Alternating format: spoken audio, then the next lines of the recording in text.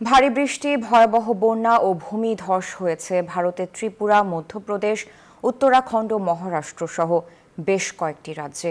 এরই মধ্যে ত্রিপুরায় 10 জন সহ বিভিন্ন রাজ্যে কয়েকজনের প্রাণহানির তথ্য পাওয়া গেছে।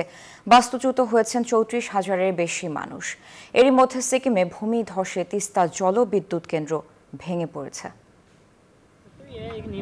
গেল 2 দিনের ভারী বর্ষণে প্লাবিত হয়েছে ত্রিপুরা। বিপদসীমার উপর দিয়ে প্রবাহিত হচ্ছে রাজ্যটির প্রধান 4টি নদী খোয়াই, মুহুরী, ধলাই ও হাওড়ার পানি। এই নদীগুলো বাংলাদেশ ভারত আন্তঃসীমান্ত দিয়ে প্রবাহিত, ফলে নদীর পানিতে বাংলাদেশের সীমান্ত সংশ্লিষ্ট অঞ্চলগুলোও।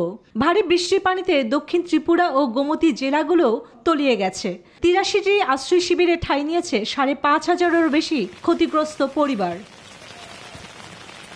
ভারতে ভারী বৃষ্টি, ভয়াবহ বন্যা ও ভূমিধস হয়েছে ত্রিপুরা, মধ্যপ্রদেশ, উত্তরাখণ্ড,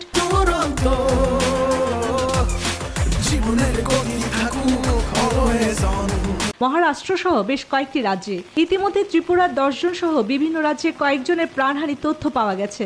বাস্তুচ্যুত হয়েছেন 34,000-এরও বেশি মানুষ। এনডিটিভি জানিয়েছে, এরই মধ্যে সিকিমে ভূমিধসে তিস্তা জলবিদ্যুৎ কেন্দ্র ভেঙে পড়েছে। বেশ কয়েকটি মহাসড়ক বন্ধ হয়ে গেছে নাগাল্যান্ডে। মিজোরামে ভূমিধসের আশঙ্কায় সব শিক্ষা প্রতিষ্ঠান বন্ধ করে দেয়া হয়েছে। আরও কয়েকদিন বৃষ্টিপাত অব্যাহত থাকবে বলে জানিয়েছে রাজ্যের আবহাওয়া দপ্তর। চন্দ্রানী চন্দ্রা, নিউজ 24।